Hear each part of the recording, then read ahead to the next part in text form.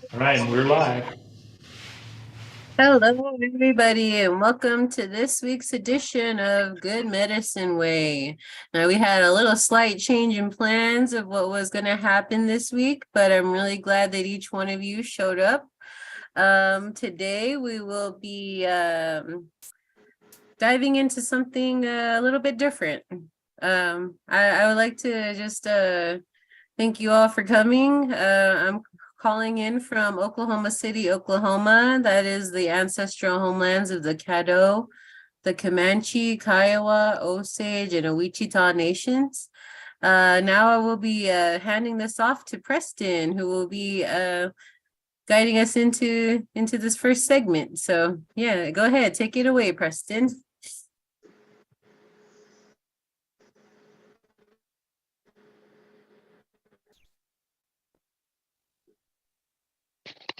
Can everyone hear me okay? If you can, just take someone else take over. You're loud and clear.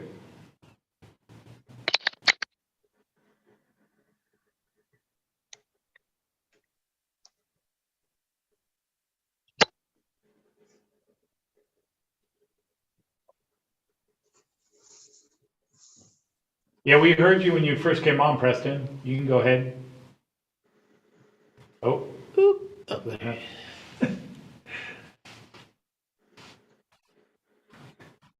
Oh dear, seems like we're having some technical difficulties, eh? It happens though. I mean, He's on the ResNet tonight. He's at his folks' house. yeah, so how was everybody's weekend? Did you all enjoy yourselves? Did it Good. Yeah. go by too quickly? Hey, I spent the entire week being sick, so Oh no. Oh gosh. yeah, I was one of the unlucky ones to get sick from the Would Jesus Eat Fry Bread. So yeah, it was sad. It was a sadness. Did a lot of people get sick after the conference? I heard that there was a good handful of people. Yes, there was like somebody actually got COVID too.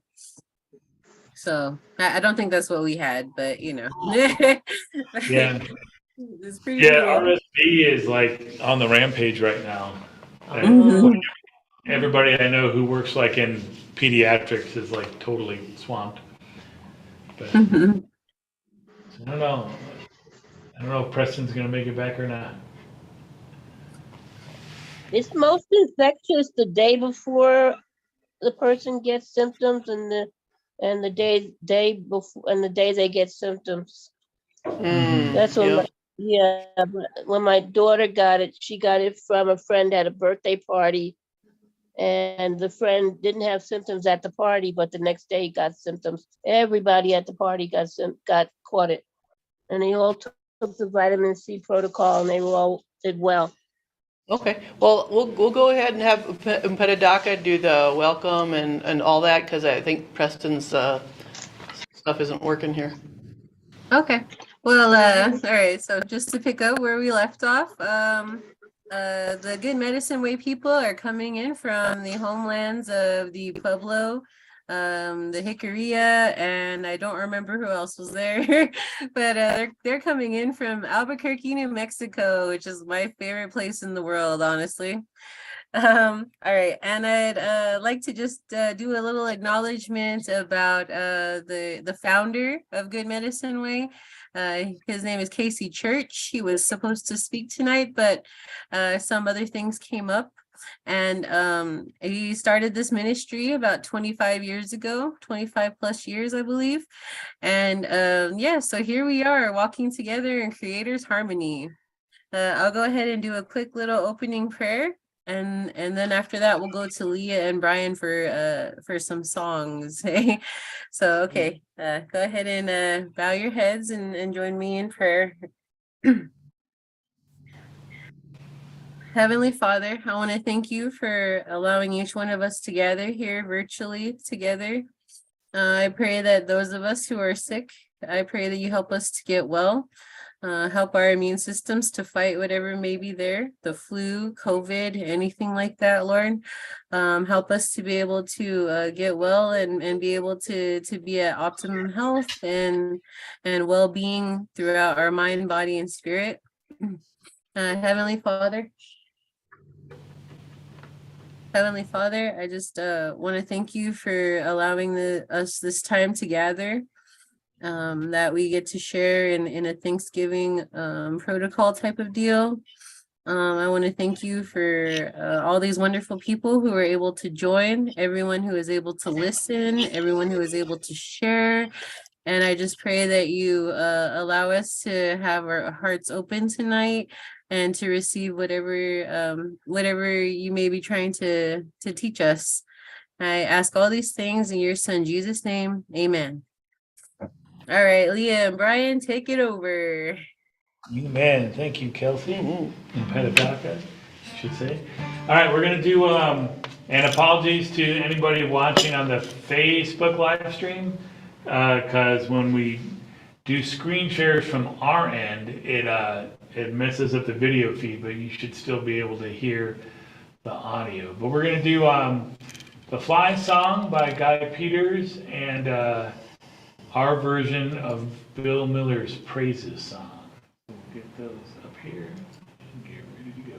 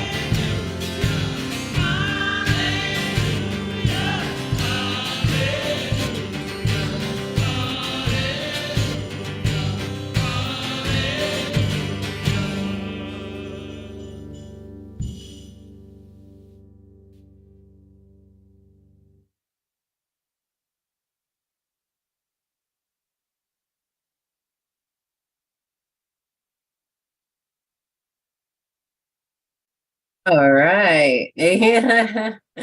I'm sad to say I was not able to hear that, but I hope everybody else was able to. Right. Okay, next we will be going to Leah McCoo to do the Lord's Prayer. Yeah. So if you are here, if not, let me know. I'm actually going to hand it over to the other Leah. All right. Well, yeah, she sends her apologies. She was not able to make it tonight, but I'm going to go ahead and read it. And if anyone remembers any of the One moment, I signs, think I'm having a little trouble hearing. Hold on. can anyone hear me? Yeah, they heard the other part.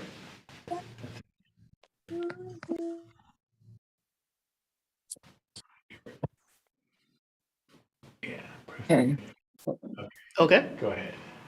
Alrighty. Okay. So this is from the First Nations version, Matthew 6, beginning in 9b. Yeah, so we'll leave all the screens up. So if you remember any of the sign language, just go ahead and toss them Yeah, out go there. ahead and toss them out there. So maybe we'll piece together the whole thing from everyone's memory. All right. O great Spirit, our Father from above, we honor your name as sacred and holy. Bring your good road to us, where the beauty of your ways in the spirit world above is reflected in the earth below. Provide for us day by day the elk, the buffalo, and the salmon, the corn, the squash, and the wild rice.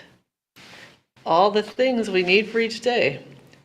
Release us from the things we've done wrong. In the same way, we release others from the things done wrong to us. Guide us away from the things that tempt us to stray from your good road, and set us free from the evil one and his worthless ways. I hope. May it be so.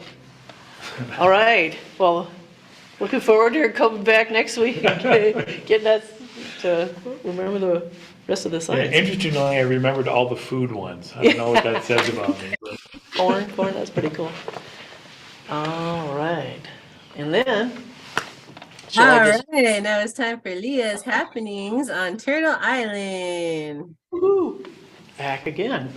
All right, so this week is the 32nd anniversary of NAGPRA, Native American Graves and Repatriation Act. Does anyone out there know a little bit about that? Just a nutshell? No, okay. Well, it has to do with, maybe you've heard about different museums around the world sending different native artifacts back to the original tribes. Has anyone heard about that? Yeah, so that's been happening. Someone just had that on their Facebook wall. A museum in Washington, D.C., I think, was sending something back maybe to the Lakota Nation. But yeah, I've been hearing about it more and more. But even there was just a young gentleman talking at Would Jesus Eat Fry Bread about how his group, I believe he's Lakota too, was just at Washington, D.C., and they took a field trip to Carlisle Industrial Indian School, one of the big ones with big cemetery, and they were saying that the indigenous young people there were saying, why don't we bring them back? You know, our kids, why don't we bring them back? And just no one had ever asked that before, and he really got the ball rolling. And some different tribes have been taking the remains of the kids at boarding schools back to their tribes to give them an actual, decent burial, because sometimes they wouldn't even tell the parents, the kids died. So, and then I even heard Kimberly Medicine Horn Jackson, who's here, correct me if I'm wrong, but I think she was even saying that they're wanting to consider, or Native tribes are wanting to consider if those boarding school records, before the people can throw them in the furnace, if those can be part of NAGPRA and returned or given to the Native tribes to help them piece together, which of our kids were here. So yes, it's an important, a good thing. 32 years now, it's been official, but now, just more, I've been hearing about it more recently, but but thankfully it's been bearing good fruit. Yeah, it was pretty amazing with those Lakota kids, because they were just like 15 or something like that I think, yeah, high school, when college. it happened, and they were able to make it all happen. And they said they got a lot of resistance when they first came back home, you know, because a lot of the elders were like, "You think we haven't tried this before? This is pointless. We don't want to go through all that again and whatever." But they were just, they had that youthful energy and idealism, and they found a way to make it happen. So yeah, it was pretty amazing when they brought all those back, which I think that happened a few years ago. Was when Yeah, just in the last few repatriated them. years, seems like it. But yeah, one of the guys that was part of that was at the Would Jesus Eat Fry-Break concert, and we got to talk with him a little bit. So Yeah, I believe he's going to be speaking to us around March. That'll be good. Right. Cool. Yeah, I think his name was Christopher Eaglebear or Christian Eaglebear or something like that. Yeah, no, that was really cool. I was like, whoa, youth making a difference. Hey? But yeah, that was really great. Thank you for that share, Leah. Okay, next reading creator's words is Tamia Chambers. So go ahead and take it away, beautiful lady. Hi, everyone. I'm sorry if you hear birds in the background. They just couldn't be quiet for a second. But I will be reading from 1 Thessalonians chapter 5, verses 16 through 18. Dance for joy at all times. Never stop sending up prayers. Give thanks to the Great Spirit in all things, for this is what he wants from you, as you dance in step with Creator sets free, Jesus, the chosen one. Do not, okay, well, that's it. I was going to read the next verse, but yeah. Thank you. You're letting the spirit lead you regardless. So that was amazing. But yes, thank you for reading Creator's Word. Now we'll be heading back over to Leah Grover once again for our smoke signals and giveaway. All right. And this is, as far as smoke signals go, this is announcements. So if anyone has announcement that you want us to say, just put it on one of the chats here. The one I have is that all the ladies are invited to come on Wednesday nights at 7 p.m. Mountain Time. We're going over the lost history of Christianity, a book that my daughter recommended to me. It's about the early centuries of Christianity when it was really big in the Middle East, Asia, and Africa. And Europe was still just a bunch of flaming pagans. And yet there she goes, Diane is holding it up there. So yeah, it's just, it's just, part of, we don't learn that. We learn all the European-centric stuff. So this has been interesting just to think about. Wow. How, it was big back then, and why did it survive in some countries and not others? So you just get to that on Wednesday nights at 7 p.m. Mountain Time by going to the Good Medicine Way Facebook page, and the browse section on the left, you click on that and it'll give you events, and boom, there it'll be. So all the ladies. And as far as giveaways, which is our offerings, did you have another announcement? Well, we should talk about Terry Wildman. Yes. Go for it. Oh, okay. So, if you hadn't seen, Terry Wildman's posted it in a few places, so I'm sure he's fine with us sharing it. But his dad passed away this morning, and his mom asked him to come out to Michigan, I believe it is, to kind of help lead the whole funeral service and everything. So he's on his way there. So just let's keep Terry Wildman. He's the one who's behind the First Nations version, if you're not familiar with who he is. But let's, keep him and his mom and the rest of their family in our prayers, just that all that would go well and be filled with the Spirit. And then, we've been mentioning that there's quite a number of folks who have been getting sick lately. And so, let's definitely be lifting all them up and all the hospital workers that they can, not get burnt out and be able to be kind and compassionate as they do their work. And yeah, because it's a rough time of the year, especially for people. If you know people who work in pediatrics, like they especially get slammed. I mean, the flu and RSV and everything else, and COVID's still around. I mean, that hits everybody, but like it's especially bad with pediatrics. So anybody who works in pediatrics, they always get really overwhelmed at this time of the year. So. All righty. Yeah, it's really hard to know what to do too, especially when your children get sick and they're not old enough for like any of the medicines that are over the counter, and it's like, yeah, it's terrible. It's a terrible thing.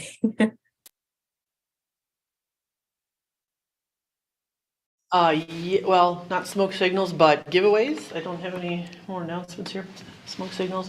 Giveaways are the offerings. So if you would like to give something to Good Medicine Way, you go to also the Good Medicine Way Facebook page, and up there by the top is the PayPal link, and then you can just message me if you'd like to give in other ways that are not digital. So that's it, unless anyone had anything else. That could be it.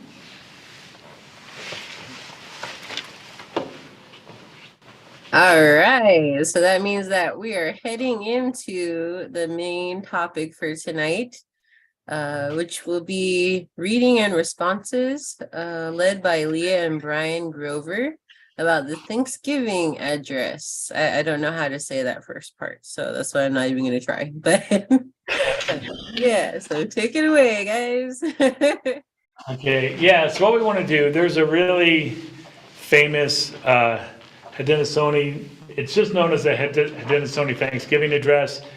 They know it as, I can't remember the exact words. It's like what we say before we do anything important. But they have a much more poetic way of saying it that I'm totally spacing out on right now. But anyway, so it often gets attention around American Thanksgiving time, but really it's something, again, how native wisdom and tradition is far better than a lot of the Eurocentric stuff. They recognize that anytime you're doing anything important, you should go into it in an attitude of thanksgiving and with gratitude and acknowledging the blessings that you have.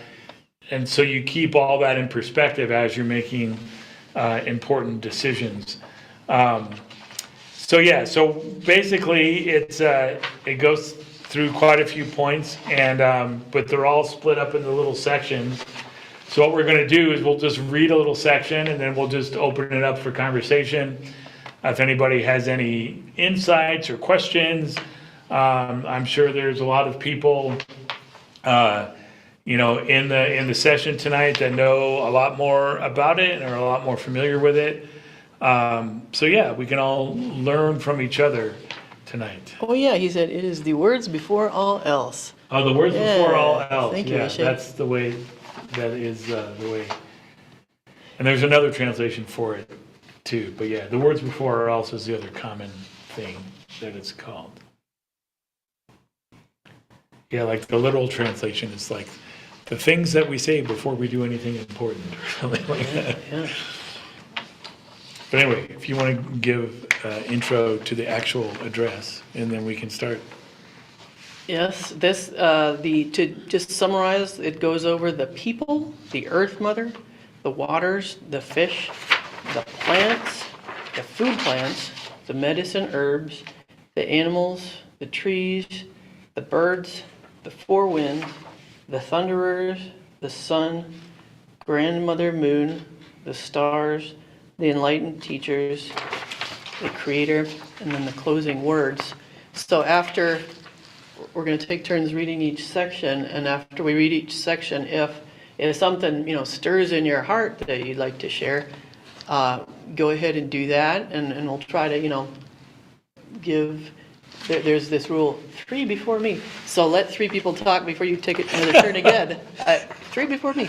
So yeah, it's great to, really hear from everyone, even the quiet ones. Yeah, and we're going to be using a translation of the Mohawk version of this. And the Haudenosaunee, that's like a confederation of like 6 tribes, right? Yeah, and if anyone, here's a challenge, can list the 6 Iroquois tribes without looking it up, no Google honor system, listed in the chat, tell me the 6. The first one wins a free t-shirt. Oh, wow. Like we got like a real prize. Yeah, so if you know the 6 by heart, what 6 tribes make up the Iroquois nation? There's 6 of them, and Jonathan Miracle's one of them. Yeah. Big hint. Oh, yeah. and I Okay, just so said we'll have Dave watch and see who the first one is on the. Can you see YouTube and Facebook, Dave? Yes, I can. Okay, cool. So you can see who the winner is. And all right, shall we start? Shall we start? All right, the people. Today we've gathered and we see that the cycles of life continue. We've been given the duty to live in balance and harmony with each other and all living things. So now we bring our minds together as one as we give greetings and thanks to each other as people. Now our minds are one. And if anyone All right. has a comment, Any comments or insights yet? anything on your heart? All right, so I'll go ahead with the next section. The next one is the Earth Mother. 2, 3, 4, 5. One more, AJ. Oh, actually, he's got 'em. If you could think of the one more. Oh, yeah.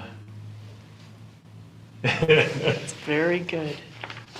It's one of Okay. the ones that's been co-opted as a brand name for something. 4, 5. Okay. You got it? Oh, No, wait. Jikabikwe tossed in.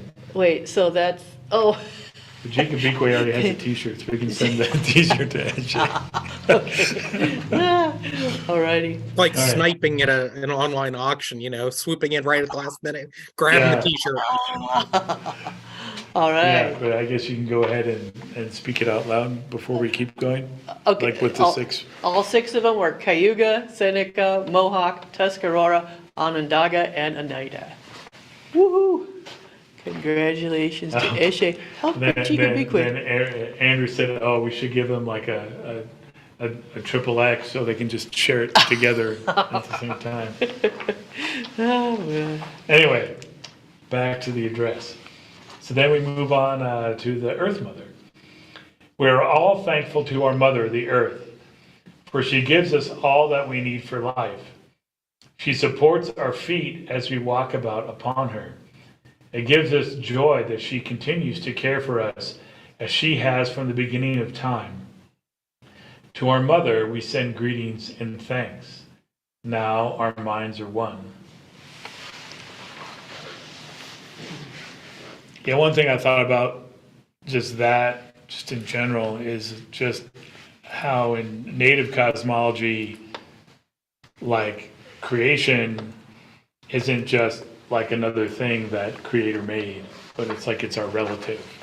And I think that really comes out in Bill Miller's praises song too, that, the mountains, the rivers, the streams, everything in creation, we're all related, we're all family.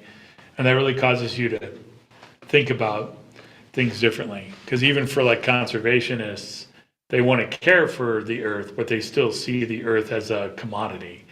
And not as a relative, and it makes a big difference, I think. Any other thoughts or comments?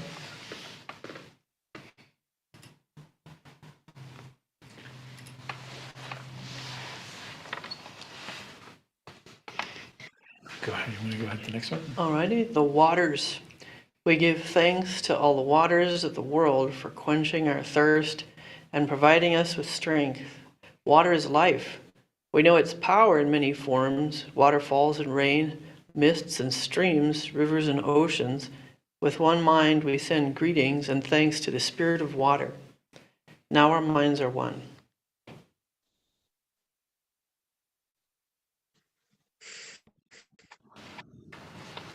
Okay. Next one is the fish. we turn our minds to all the fish life in the water. They were instructed to cleanse and purify the water. They also give themselves to us as food. We are grateful that we can still find pure water. So we turn now to the fish and send our greetings and thanks. Now our minds are one. I had a kind of impression when we were doing the waters one, just that there have been a couple like North European 19-year-olds that I've heard of that have been inventing these like solar powered boats that are gonna kind of scoop all the plastic out of the ocean. You know how there's that floating mass of plastic the size of France or something in the South Atlantic or something. But yeah, just more power to these good inventive minds, a good, great, creator's blessings to give them great ideas about how to clean that water up. Yeah, it's interesting that they say that, the fish were instructed to cleanse and purify the water. And I think for many of us, that just seems weird. Like, what do you mean? They don't, if anything, they like poop in the water. Like, that doesn't make it clean or whatever. But really, like, it's that because in the time when they saw the fish in the water, they recognized how the fish balanced the other things that were living in the water, and in pools where there weren't fish, they would just get like overrun with algae, and then that would different algae would often make the water undrinkable for people.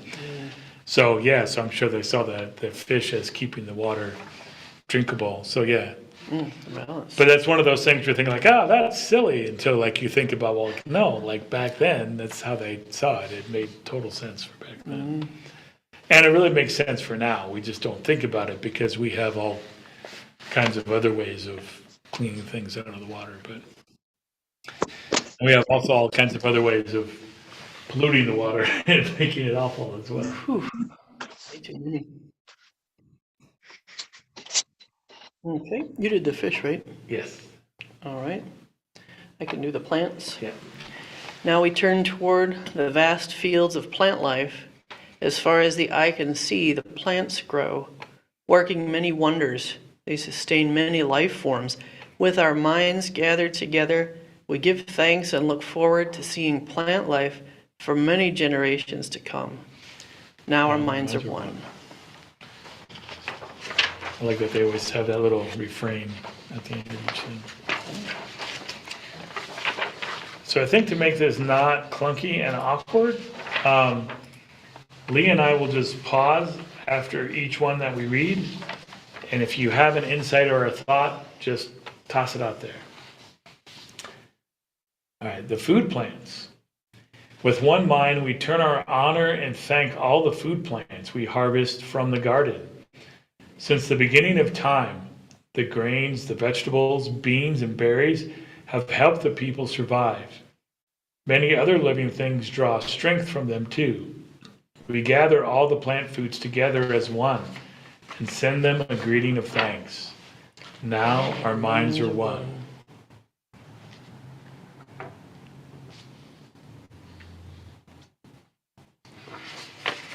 Okay.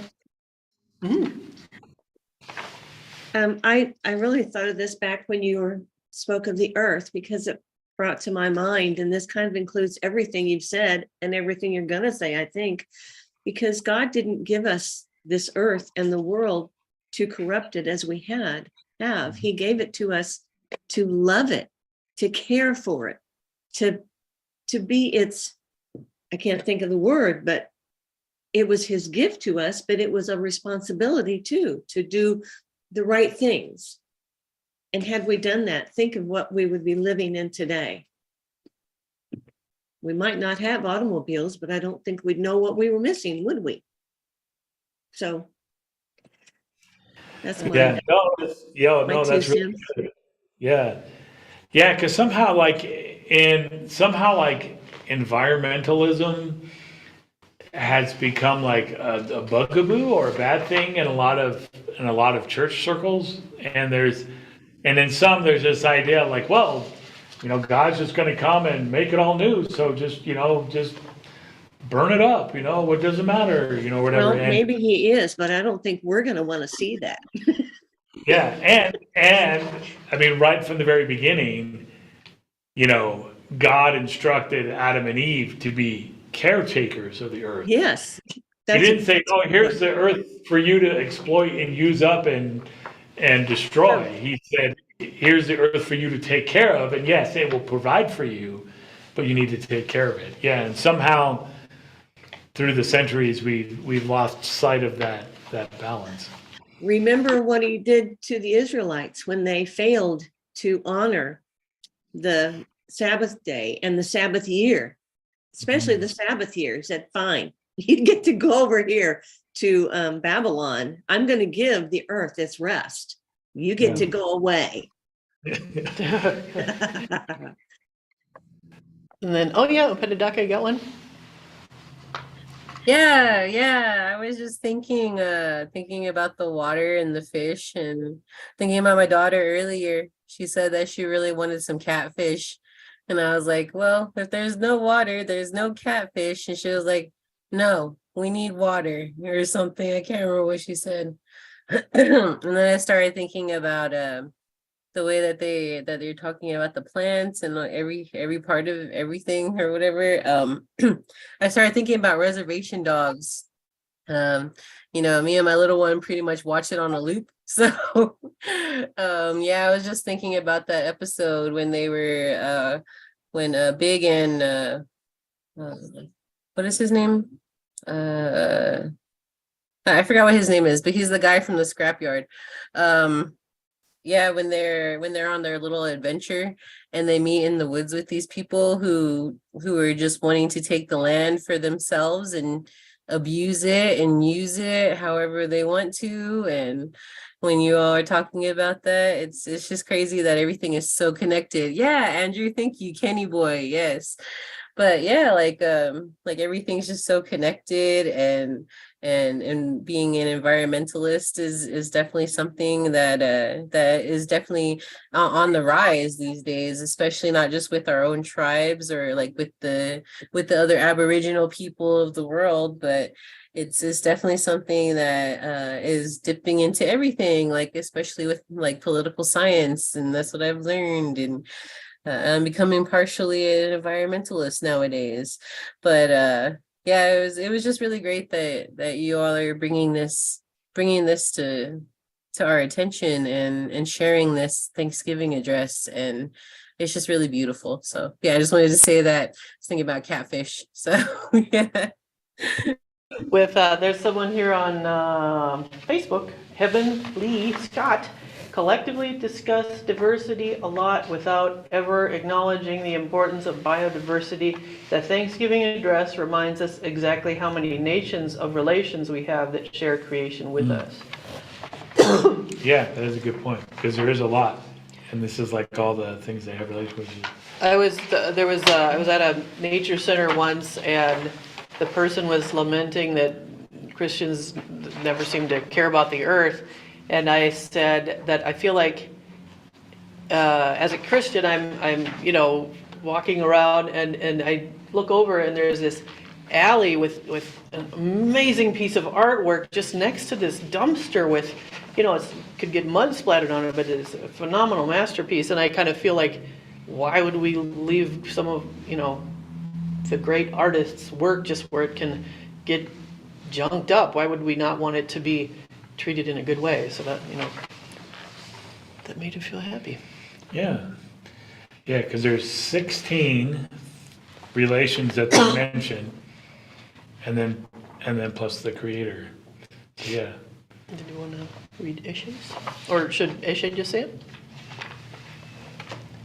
Oh yeah, and Andrew's also giving props to Eshe. So Eshe said that he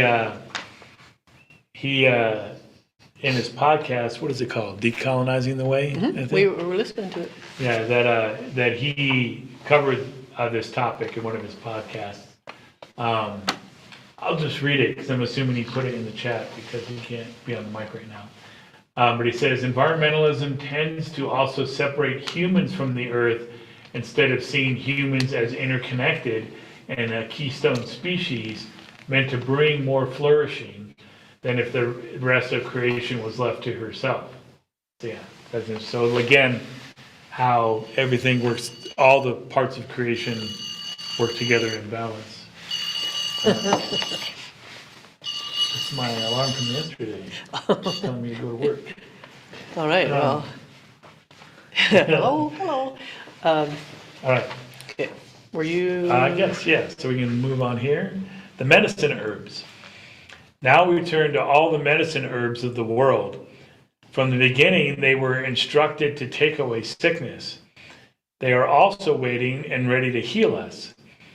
We are happy there are still among us those special few who remember how to use these plants for healing. With one mind, we send greetings and thanks to the medicines and to the keepers of the medicines. Now our minds are one.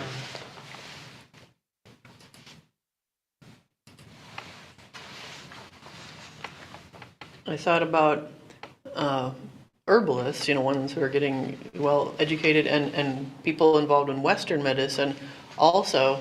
And I have seen some hospitals where they were trying to, work together with those two, so everything's, clinically studied and not just, here, take a bunch of this, I'm sure you'll feel great. But, just real precise with both. So I think that would be a great way to proceed. And homeopathics too. There you go. I use a lot of homeopathics, or not a lot, but Yeah. Yeah, whenever people, because a lot of times as a nurse, people ask you like, oh, what do you think about this? Or what do you think about that? And I'm just like, if you try it and it works, then do it, and if you try it and it doesn't work, then, try something else. But, just to be in balance, you don't want to just like throw out everything. I think that happens a lot in church circles where people feel like they're not having faith if they do any kind of intervention, so they just want to quit all the interventions. But really that's where medicines came from. Originally was from the herbs and the plants. Like we make some synthetically now and whatever, but it's all that, and there's a lot more emphasis on just healthy living in general, and seeing food as medicine. That what you put in your body is like medicine. And so there's so many of the stories about like how the plants decided to become medicines for people. They're just interesting. It's just, but in all the traditions I've heard, it's always that way, that something happens and then people are going to get sick, and so then the medicine plants decide to become medicinal and to offer themselves to people. So so it's kind of interesting. Really cool. The animals. We gather our minds together to send greetings and thanks to all the animal life in the world. They have many things to teach us as people. We're honored by them when they give up their lives so we may use their bodies as food for our people. We see them near our homes and in the deep forests. We are glad they are still here, and we hope that it will always be so. Now our minds are one.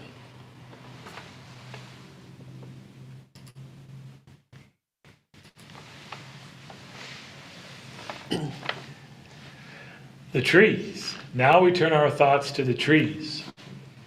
The earth has many families of trees who have their own instructions and uses. Some provide us with shelter and shade, others with fruit, beauty, and other useful things. Many people of the world use a tree as a symbol of peace and strength. With one mind, we greet and thank the tree life. Now our minds are one.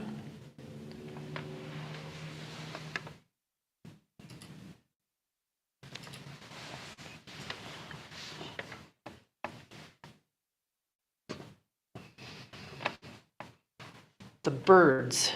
We put our minds together as one and thank all the birds who move and fly about over our heads. The Creator gave them beautiful songs.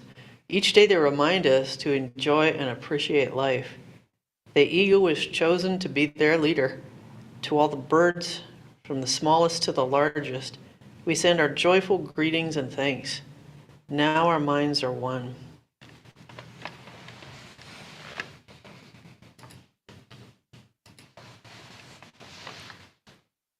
four winds. We are all thankful to the powers we know as the four winds. We hear their voices in the moving air as they refresh us and purify the air we breathe. They help us to bring the change of seasons. From the four directions they come, bringing us messages and giving us strength. With one mind, we send our greetings and thanks to the four winds. Now our minds are one. Let's see, Dave said it reminds me of Shel Silverstein's The Giving Tree. Dave, know it lately.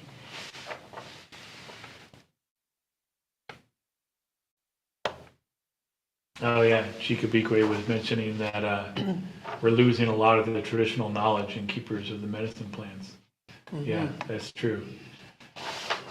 Yeah, and then a lot of the new knowledge is I was actually having a conversation with someone earlier today because they were asking, they said, oh, this person, they're kind of a weird, trippy, new agey person, but they're doing this weird singing. And I was wondering if it was like, tube and throat singing or whatever. So we got in this conversation, but it was just about how there's so much misappropriation of native traditions and native knowledge, and that, and it's usually among kind of new agey spiritualist kind of people, but they kind of just smorgasbord whatever they want from all these traditions and then kind of make up their own thing about it, but then try to pass it off as, oh, this is actually this ancient secret knowledge that nobody knew and whatever, but they're really just stealing from all these other traditions and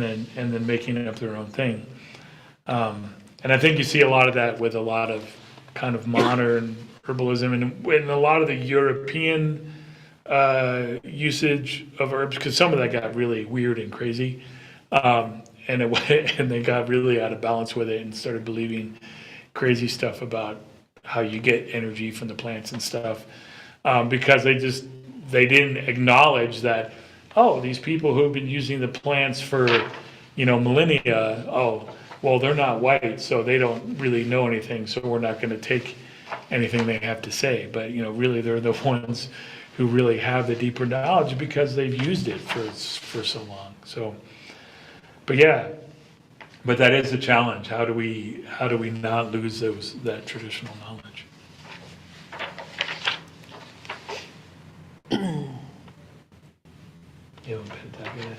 Oh yeah, and Petadaka brought up the four winds again.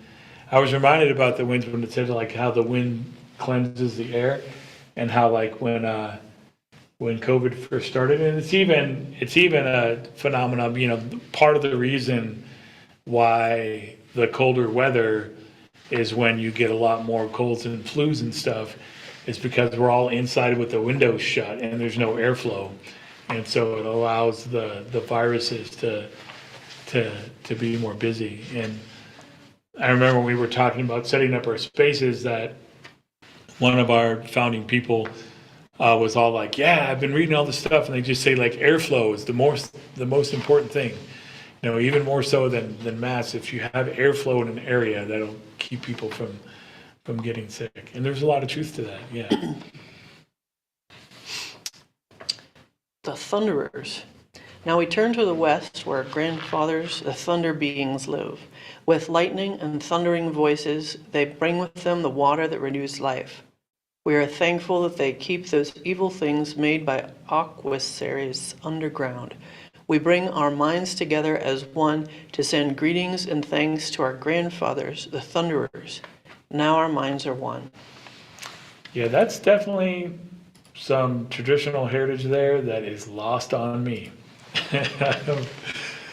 Need to ask Jonathan Miracle. Anybody familiar with Haudenosaunee traditions, or have a similar thing about the thunder and their traditions? Okay, so they bring with them the water that renews life. Okay, so that's just like a thunderstorm. It's like like when the springtime comes and like the whole of life like restarts again and it's like renewed in so many different ways. The thunder beings are kind of like the ones who come and like obviously renew life, but but they come in and they bring in new blessings. They bring in things that will grow.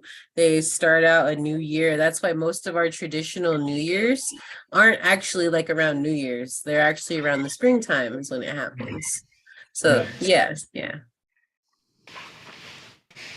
Yeah, I mean, I'm just sure there's a really, really interesting traditional story, legend, folklore, teaching, whatever you want to call it. I just don't know what aquasaries are. But yeah, it seems like that the thunderers bring the rain and it drives whatever this bad thing is deeper underground so it can't come out and do its mischief. But I've got something. Oh, sorry. Go ahead, Diane. Well, I don't have a tradition, but I just keep sitting here thinking how I remember reading somewhere, hearing somewhere that, the forest fires that are so prevalent out west, that those, I learned somewhere that those are actually cleansing, a way of the earth cleansing itself. All of that burns out and then new growth, native growth is able to come up. And you made me think of it because of the thunder, because so many of them are started by lightning, which is part of thunder. Actually, it's lightning and then the thunder is the noise, but it just reminded me of that. I remember learning that, and I know now that we're so populated, they're like this horrible destructive thing, which actually in reality, I think they were meant to be a cleansing, renewing thing. And back in the day, our native ancestors could just get up and move out of the way. They knew how to handle it. They knew how to deal with it.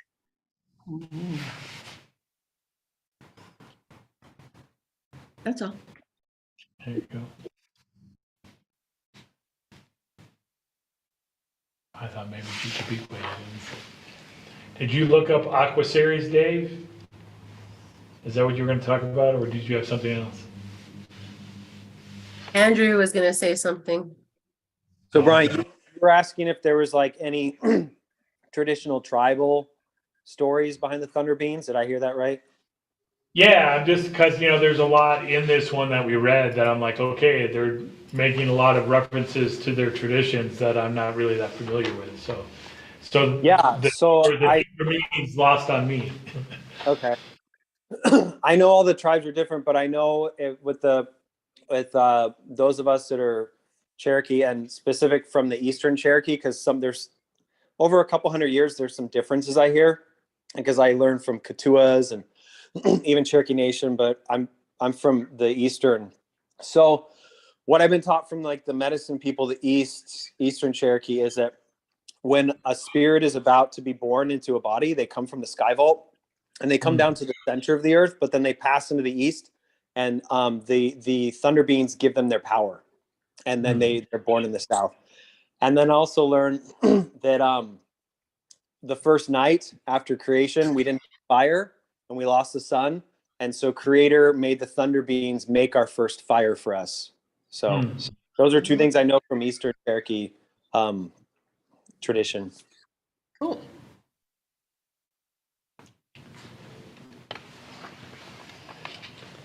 Yeah, Brian, I wasn't putting my hand up or anything, but since you mentioned it, I did put a link to some interesting stuff about the Thunder Beings in there, but I can't vouch for the source, so just buyer beware as you read it. But on the surface, it does seem okay, but just be careful. Yeah. Oh, GTB, she typed it instead of saying it. Okay, so she says, aquasaries, if I'm even saying that right, I don't know, were great monsters or spirits that roam the earth, terrifying the people. So the Thunder Being's duty is to strike the earth to keep the spirits from surfacing. Well, there we go. Thank you, Jikabikwe. Interesting.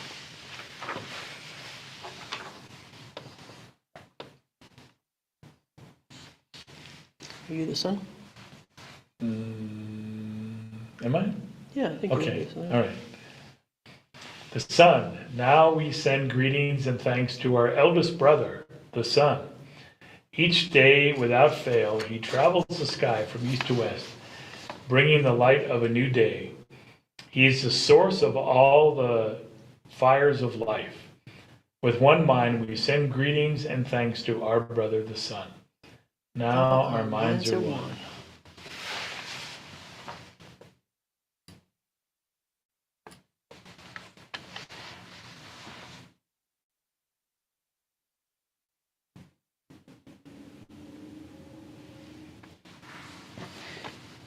Grandmother Moon. We put our minds together to give thanks to our oldest grandmother, the moon, who lights the nighttime sky. She's the leader of woman all over the world, and she governs the movement of the ocean tides. By our changing face, we measure time, and it is the moon who watches over the arrival of children here on earth. With one mind, we send greetings and thanks to our grandmother, the moon. Now our minds are one. I liked Kelsey's dream of the four winds. Or do you want to say it, Kelsey? Because I have a glare shining on it. So the the four winds part where I was saying I once had a dream Yeah. that reminded me about that was that it reminds me of this dream I had with many tornadoes and how they came to dance where my mom and grandma were buried in southwestern Colorado, and they danced, and the winds danced, the tornadoes danced like bear dancers, and they were doing it four ways, like two like this and then two like this, you know. It was really beautiful. It was a really scary dream because it was tornadoes that you wouldn't normally see in the mountains, but then like it turned out it wasn't meant to hurt me. It was just something I was meant to see. And so like, yeah, dreaming about me and tornado dreaming is not a good idea though, because it usually means that something is going to go crazy in my life. So, but it was beautiful. It was a beautiful sight. Yeah. Wow. Sometimes there's beauty in the craziness. And getting back to the moon. This isn't, well, over here on on Facebook, do you want me to? Sure, Okay. go ahead. So Sue Martell says Revelation 10 talks about thunder beings that talk after the scroll with 7 seals is open. This section of scripture made me think that maybe what I had been taught from a Western viewpoint was wrong. Not all angelic beings appear human. Wow, that is interesting. Revelation 10. Yeah, no, and they're often like, you know, with voice like thunder, a lot of the angelic beings and stuff. What was that, getting back to the moon, there was that guy it was that native astronaut and the native classical music guy. Jared And they wrote that suite of stuff, and one of them was a suite of songs, and they were all about like stories about the moon. And they had like 4 or 5 of them. Yeah, how they. Do you remember what that was? Some girls got jealous and buried the moon, but then the guy who loved the moon cried, and his tear turned into a flower, and I can't remember what powers the flower had. Yeah, but but then do you remember who the guy was and like who he was? the composer. Yeah. Yeah, Jared Impechachaha Tate. I think I'm saying his last name right. He's a famous Chickasaw classical piano composer. And then I think he's also Chickasaw. John Harrington is the first native astronaut to walk on the moon, I think it was. And he was the narrator. So, yeah, they were doing some Chickasaw stories, I believe, about the moon and so forth. So that was on the classical station, right? Yep. Okay.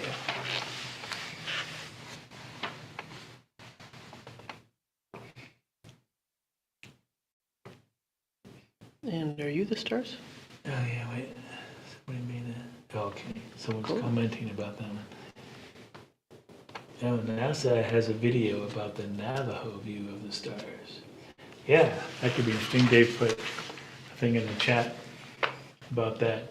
Yeah, I know when the first time I went out on the res over by Chinle and Saley.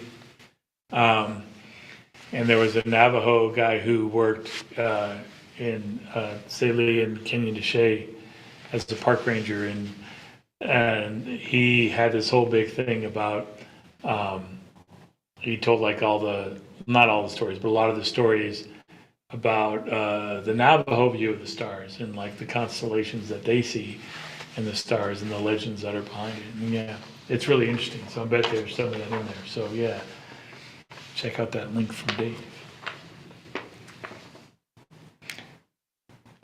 All right, the stars. Speaking of the stars, we give thanks to the stars who are spread across the sky like jewelry. We see them in the night, helping the moon to light the darkness and bringing dew to the gardens and growing things. When we travel at night, they guide us home. With our minds gathered together as one, we send greetings and thanks to the stars. Now our minds are one. Okay, I'll chip in. Nothing Native American about it. Well, might be, somebody else can tell me it is, but the stars, along with the moon, have been my center for a long, long time. And especially since, from when my husband died, it was like, if I can go outside and see the moon, even no matter what size it is, because I love to catch it when it's just a sliver. But also just to be able to look up and see the Big Dipper or Orion, it's like it brings me, I'm centered. I'm everything's okay, and I'm all right, and the world is right because there they are. And right now, when it was just getting dark, looking out my front window, which is out that room behind me, there was Jupiter, big as you please, right there. I had to get my little app out on my phone to see what it was because it's like huge star in the sky, and it was Jupiter's out there tonight. That's all. That's beautiful. That's beautiful. I was just thinking of the stars, right? How it says guiding people home and helping to be able to see in the darkness. Well, Daka means white star, and I kind of feel like I live up to that a little bit, just a little bit. And I think it's beautiful.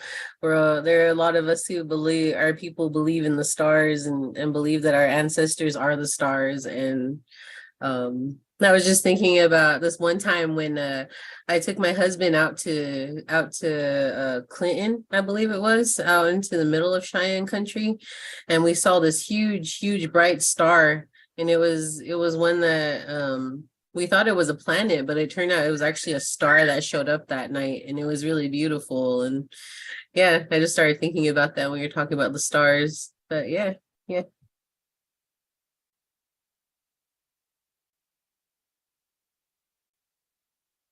ahead. Andrew? I just want to ask a quick question because I know we've got people, different tribes represented, and even people in touch with European roots, which goes back to original indigenous people, or even like if there's maybe some Jewish stuff, because I know we have some of that represented. So what Diane said about the stars was really interesting to me because it was maybe only a few months ago as I'm reconnecting, but I learned that as Cherokee people, we believe that we actually come from the constellation called the Pleiades. And what's weird is we have a story of 7 brothers that flew away and went there, but one got lost. And you can actually only see 6. And there's experts that have said, how could these native people have 7 in their story? And they say, well, a long time, I think it's over 100,000 years ago, you could actually see 7. And so they were speculating that for those of us that have stories of 6 or even 7, that it might even be that old, which is kind of crazy when I think about that. But does anyone else from their tribal people specifically have a story that you all originated from the Pleiades? Because I had read that other tribes thought that. So I was always curious, is that just Cherokee? Or so I'm wondering if anyone else has learned that or knows that from where the people they come from. I thought the Hopi might have a belief about that they came from the stars, possibly, but I don't know much more than that.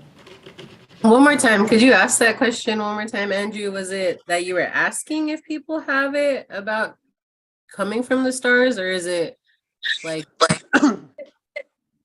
Yeah, but specifically because I can't remember what I was reading because I learned that from my own tradition. But I'm wondering if anyone's Lakota or Kiowa or I know there's some Cheyenne representation that actually say that's the constellation we came from, because that's what I've learned about my Cherokee people is we actually say we came from there, and I wanted to know, do other people actually point that constellation as? And we also believe that we are related to the stars, and very much that was where we lived before Creator put us on the earth.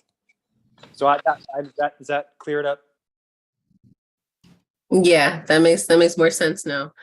I don't know. I was just thinking about the Cheyenne story, the Northern Cheyenne, I believe, about the quill worker girl and her 7 brothers or something, and how they became the 7 stars, or like the Big Dipper or something. Yeah, I started thinking about that one because that one I heard a long time ago. Hey. But yeah, I think that's with the Northern Cheyenne people, but I'm not 100% sure. But yeah, it's pretty cool that, these star ideas, stars connect a lot of us. They connect like Pawnees, we descended from the stars.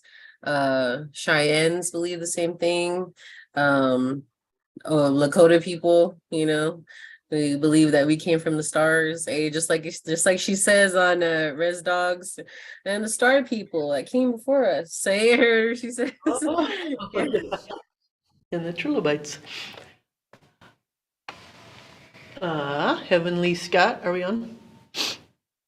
Heavenly Scott on Facebook has a comment. There's a story about following the star in the sky until we found the food that grew on the water, and it was rice.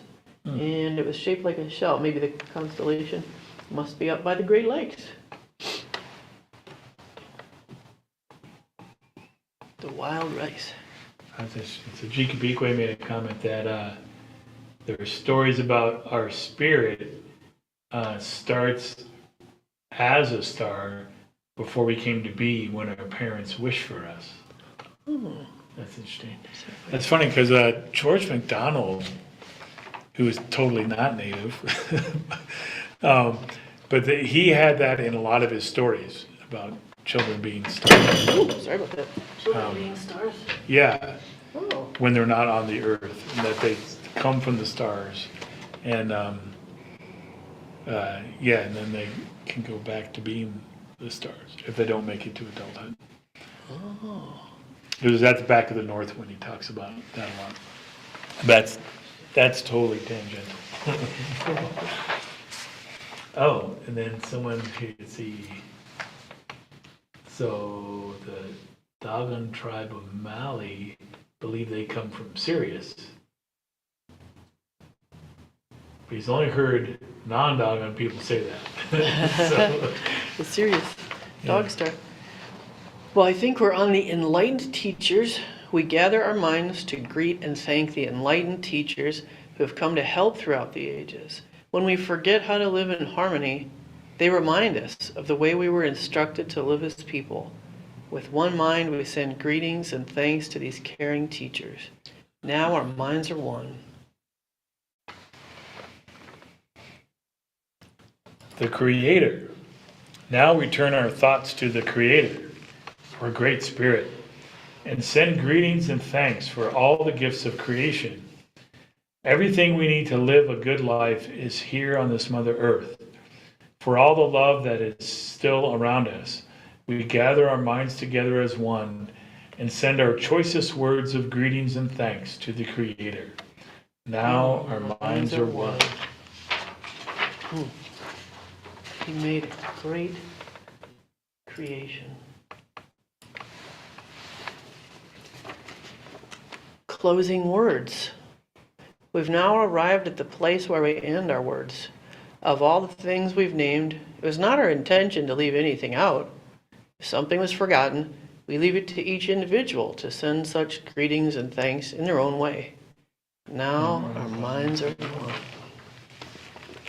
Well, And they say this at the beginning and at the end of any time they have an important meeting, right? I believe that's what I saw. oh, So yeah, man. so it's interesting that, in this country, we're lucky if we're thankful one time a year. But yeah, so it's interesting that like, yeah, all the time. Oh, yes. Let's see, Jiga Bikwe? Yeah, Okay. I don't know if you, as you're reading, where they started with the people, like the human, and then and ends with the creator. Because when you look at how the people are at the bottom, I guess, of this totem pole system, because the people need Mother Earth to live, right? And then you need the waters and the food. And then above all is you have creator. So I'm not sure if you realize that specific flow of how things as you were reading. Very good, Okay, very no, good. no, that's interesting. So they set it up as that kind of system. No, that's cool. No, that makes sense though. Now that you say that, and I look back at it, I'm like, oh yeah, that totally makes sense. Because I was curious, like, oh, I wonder how they chose this order. So I'm glad you said it. And I think Diane had something. It looks like Kimberly has something too. Go ahead, I just wanted to ask if it would be possible for you to put that list on Facebook for those of us who would like to have it. I could, or we could put the link up. There's quite a few places that have it posted. So yeah, Okay. we can. Yeah, or a link or something on your Facebook page. Yeah, we can absolutely do that. That'd be a very good idea. Thank you. Kimberly, what's up?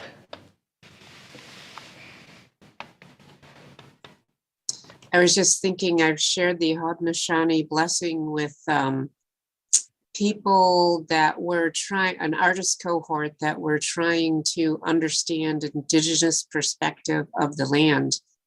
And the way that this blessing is broken down, to me, is an intentional and deliberate way. And it's meant to be lingered on and not to be rushed through. And another person that I had shown this blessing to had more of like a consumeristic mindset where they wanted to consume the whole thing as quickly as possible and get something out of it, or have the group of people that they were going to use it for get something out of it, like in a fixed amount of time. And that's totally not the way it's supposed to go. You know, it's not something that you just read once and then that's it. It's something that you go back to again and again, and you linger on. Christian friends of mine, several years ago, we were talking about the land and Indigenous perspective, and then non-native Christian perspective of the land. And one of the people said, yeah, we know that God gave us the land. We already know that. And it was just like, that type of answer shows that there is a complete lack of relationship with all of creation. You know, again, it was just, so yeah, we've heard about it. We know it, we agree with it. No one's disputing that. Totally dismissive of what has been given to us. And even in Genesis, in the word, it says, remember where this came from. Remember who gave this to you. And I think there has not been enough attention given to that line in scripture. I can't give you the number or anything like that, but I know that I've read it and it's there. And it was just, you know, creators saying, don't forget where all of this came from. You didn't make this, I did. And I've provided it for you. But in the action of forgetting that, because Creator knew that's what we were going to do. You know, we're feeble human beings who are prone to forget. Most people I know need to have things repeated several times in their lifetime before it makes sense.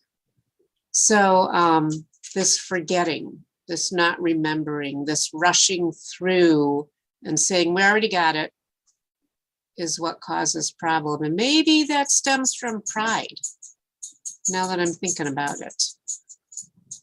And maybe because it's like, well, he gave it to us and it's for us, it's not for anybody else. You know, that's where the shift happens. that all the other living beings matter less than that. So it's really quite interesting. I would invite anyone to look at one of the Nate's journals. Adrian Jacobs has a presentation. I don't remember what the number of it is. I could probably email it later, where he does the Haudenosaunee blessing. And it's really quite fascinating and wonderful to hear him present it. And then it also reminds me of Robin Wall Kimmerer in her book, Braiding Sweetgrass. She opens that up with the Haudenosaunee blessing too. And it's something she's very intentional and deliberate when she describes how the students were repeating the blessing in the way that it was given to them. So there was a person reading it, and then the children were repeating it so that they would come to know, they would come to have a relationship with the words, and then come to know and have a relationship with the creation. And it's not something that's instantaneous. It's something that you learn, as in any relationship, over time, and gain a sense of intimacy in that relationship. And if that time has not been taken, then we missed so much. So those are some of the thoughts that I was thinking as you've gone over the blessing. And it's always just wonderful to hear. And it would be interesting for any biblical scholars to go over the blessing and then find the scriptures, the coordinating scriptures in the Word. You know, that might even be a really good Bible study at some point, just to go through, well, how many times are the trees mentioned in Scripture? Let's look at that. And how many times are the birds mentioned in Scripture? Because all of it has been created, and none are less significant than the other. So that's where the problem comes in. That hierarchy, or that order that Jiga Bekway was talking about is like flipped, you know, and it's easy for a Western mindset person to say, you know, we're the ones who are given dominion over the creation, and it's ours to do what we want to with it.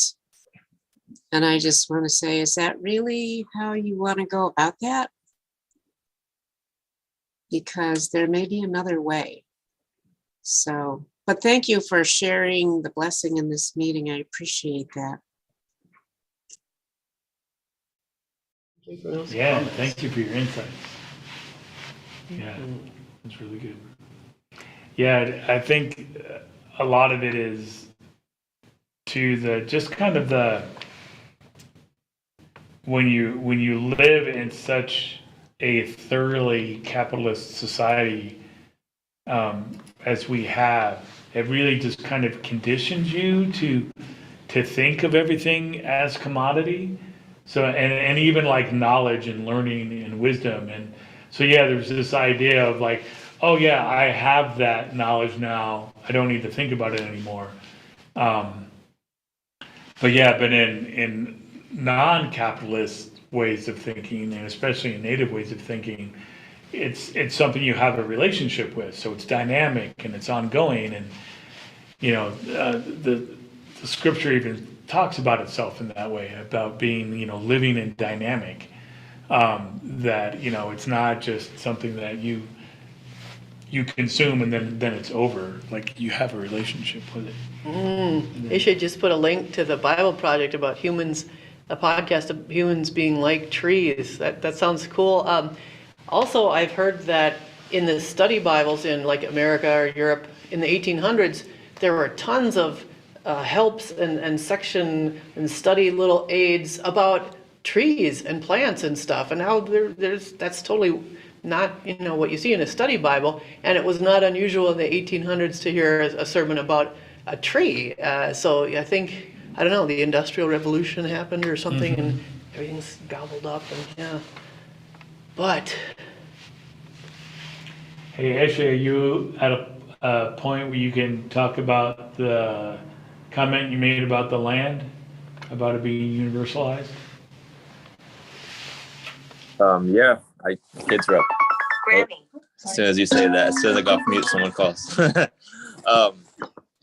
Yeah, the kids are asleep, so I could talk about it. They're upstairs.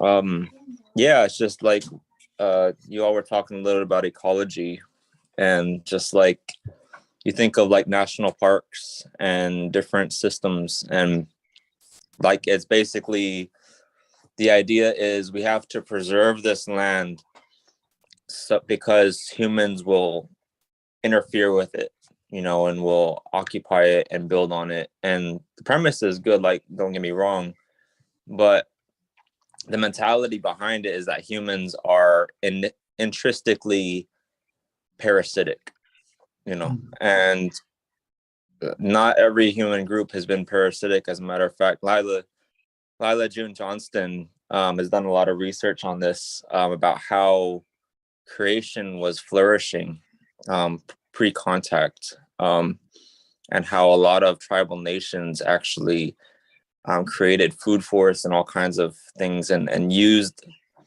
worked with the land in a way that was working with the land instead of against the land, to create more flourishing. And so I kind of talked about that in my podcast. But yeah, just that mentality. And it probably has to do with the Enlightenment and the Industrial Revolution as well. But yeah, just the mentality that humans have to be separate, instead of like, maybe we should rethink how we're living with the earth. Like that's never usually brought into things, but yeah, just that's pretty much it. Yeah, and then Andrew made a comment that some elders taught him that humans are the youngest things on the earth, and so we have the least amount of wisdom, which is why the older spirits, like the trees and the rocks and the mountains, have so much to teach us if we would only listen. Reminds me of braiding sweetgrass, and so does this. Another comment from Heavenly Scott. It reminds me of how the buffalo spit feeds the growth of the sweetgrass. So cool. It's all connected, yeah. Leah, repeat that. I didn't hear what you said. The buffalo spit feeds the sweetgrass. Wow. Okay, thanks.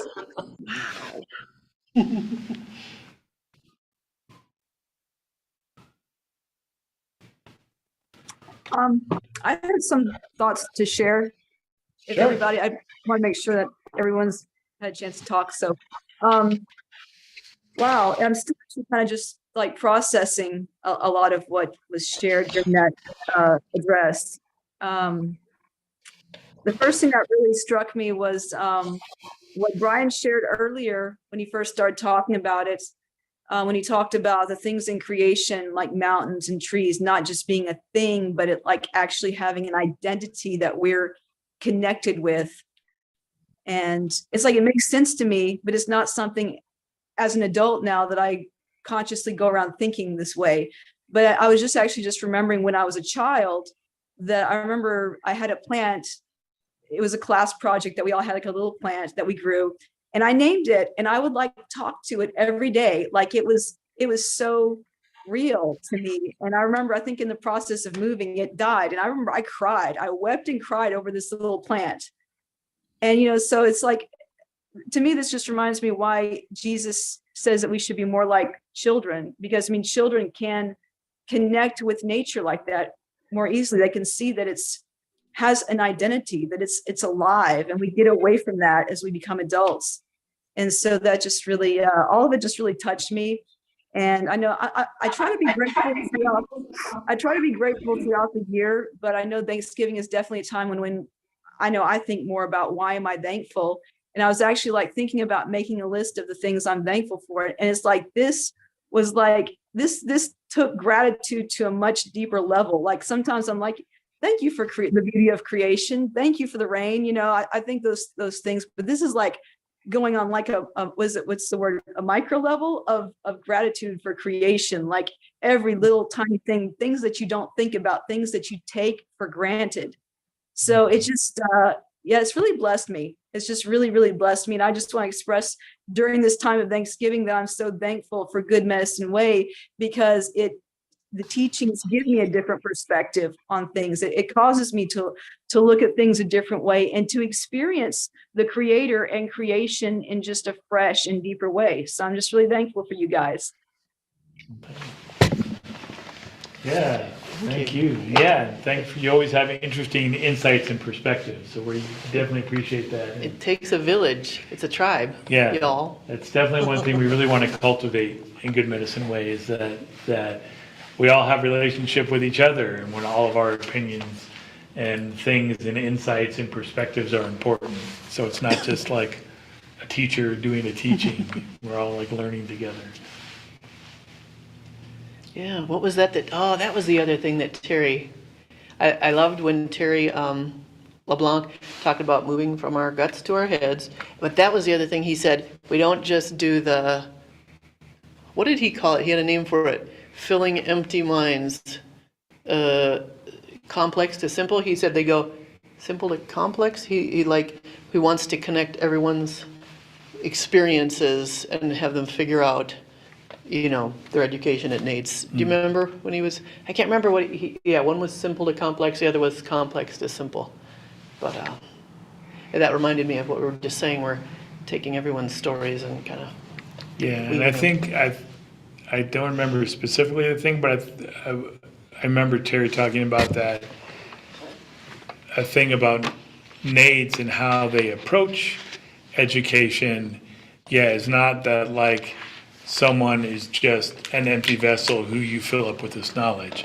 They come with their own learned experiences and their own histories and their own emotional reactions to those histories. And that is all this dynamic thing that's part of the learning process. And yeah, so every group of students that you have together, it's going to be a different experience, because they're all going to interact in different ways with this knowledge that you're bringing. He said, when the chips are down, the buffalo's empty. That's pretty funny. Yeah, that was Richard Twist. Okay, well, shall we move to our song? I guess, unless anybody else has anything else. I think the buffalo is empty. Buffalo's empty. The chips are down so much. That's what, I think that's why Richard called them that. Yeah. The chips are down so much.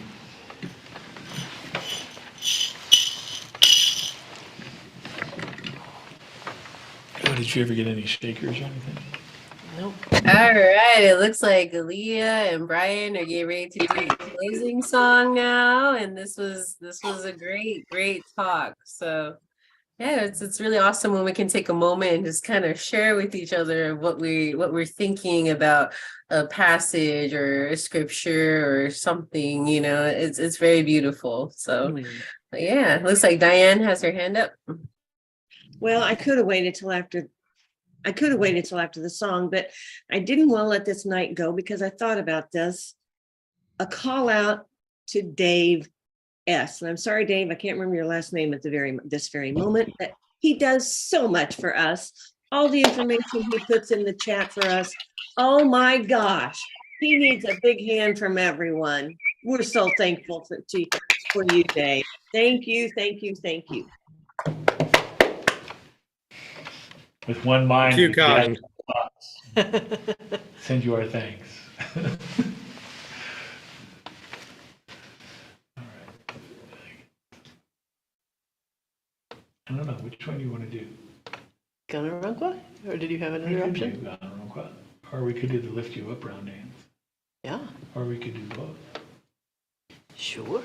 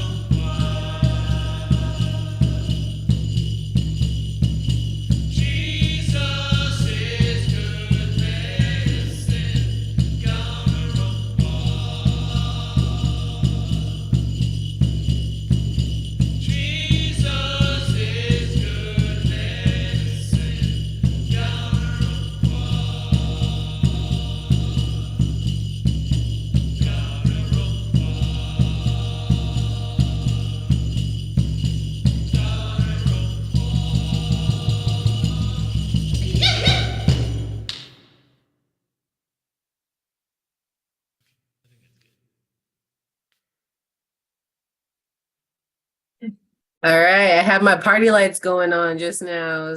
I was dancing to some music, vibing to it. Hey. But anyway, okay, we like to call on Andrew Funk to give us the send-off blessing. Can you take it away, Andrew? Yes, I can. Okay. Uneklanahi Yowa, Creator, Great Spirit, we just want to thank you for just allowing us to gather.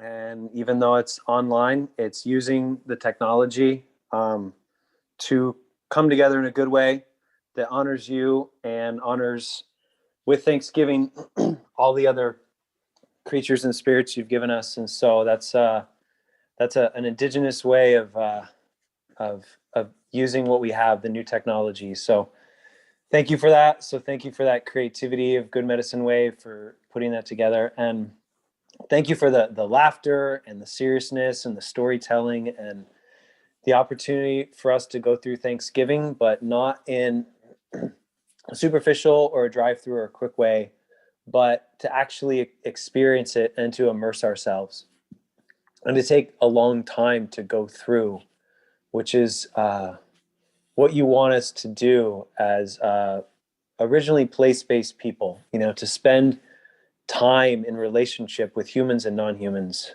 And so thank you that tonight was such a powerful reminder, and keep everyone safe and well as we're going into winter and people are getting sick, and keep everyone healthy. And help us to remember on Thursday when American Thanksgiving comes that is not the original Thanksgiving, that many of our ancestral peoples and many of those of us who are natives say we don't have a day of Thanksgiving because every day is our Thanksgiving. So many of us start our day off in Thanksgiving, thanking you and the spirits around us. And so help us to remember that it really isn't about a day. It's about what we do every day. In Creator Sets Free's name, Woto, thank you. Aho, amen. All right. Everybody have a blessed week. Blessed week. Amen. Right. Well, and then next week, hopefully Casey will be here. He's trying to make triple sure he didn't double book Yeah. next week. Yeah, so we just bounced Casey to next week.